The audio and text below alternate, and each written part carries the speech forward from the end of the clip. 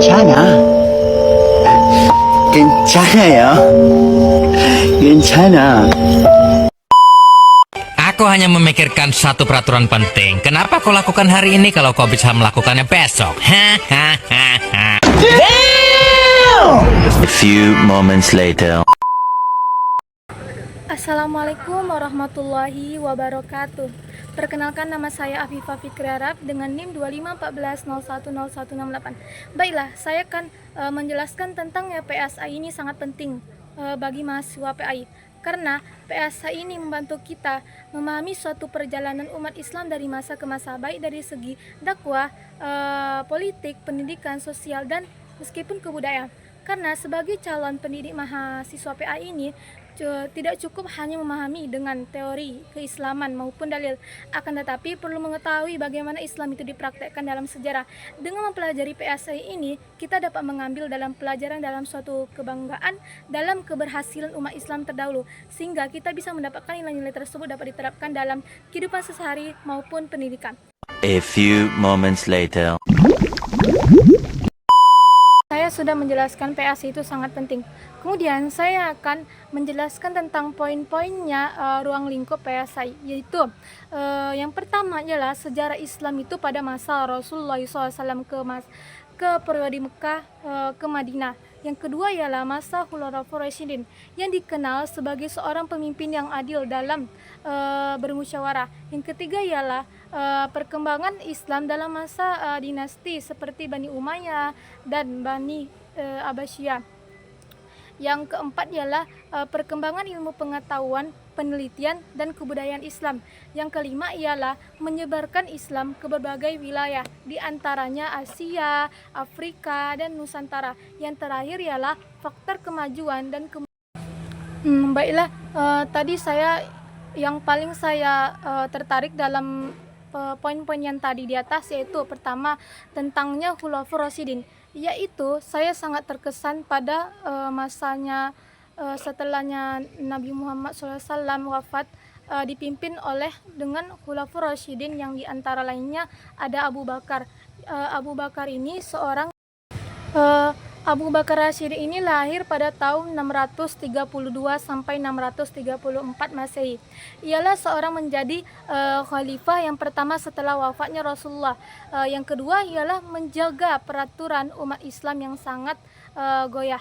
Yang ketiga ialah memerangi kaum murtad dan nabi palsu. Yang keempat ialah menginstalkan pengumpulan Al-Quran untuk menjaga keasliannya. Dari Abu Bakar ialah dari keteguhan imannya, kejujurannya, dan lembut dalam suatu masyarakat meskipun dengan secara tegas.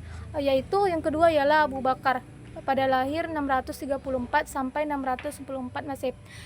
Ia mempunyai suatu memperluas wilayah dari Persia, Syam, Mesir, dan Irak. Yang kedua ialah menata sistemnya pemerintahan dan administrasi negara. Yang ketiga ialah membentuk lembaga peradilan dan Baitul Mal. Yang terakhir ialah menetapkan kalender Hijriah. Yaitu teladan yang perlu dipatuhi dari Umar bin Khattab ialah memiliki keadilan, ketegasan, dan kepedulian terhadap rakyat. Yang ketiga ialah Utsman bin Affan, lahir pada 614 sampai 655 Masehi. Utsman bin Affan ini memiliki peran dan kebijakan yang utama, itu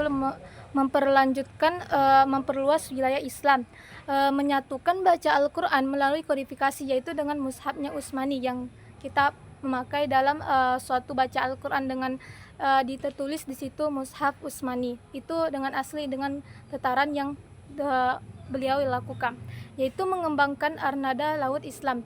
Yang keempat ialah Ali bin Abi Thalib.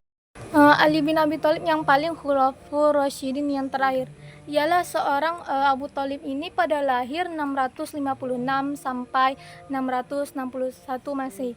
Perannya itu ialah memimpin umat dalam situasi politik yang pernah menjadi konflik, mendepankan keadilan dalam beberapa meskipun dalam tekanan, menghadapi orang-orang dalam berperangan seperti Jamal dan Shif'i.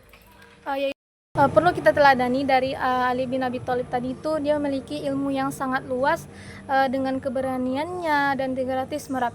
Dari keempat yang tadi saya sebutkan, yaitu perlu kita ketahui tentangnya berdasarkan dalam bermusyawarah, pemimpinan bersifat dalam keadilan dan sederhana, yaitu hukum ditegakkan dengan adil tanpa pedang bulu, yaitu tentang berpedoman selalu kepada Al-Quran dan hadis. Baiklah, yang saya sampaikan semoga bermanfaat. Dengannya kita mempelajari PSI ini agar mampu menjadi seorang pendidik yang baik, tetap menguasai materi agama, tetap juga memahami nilai sejarah dengan peradaban Islam.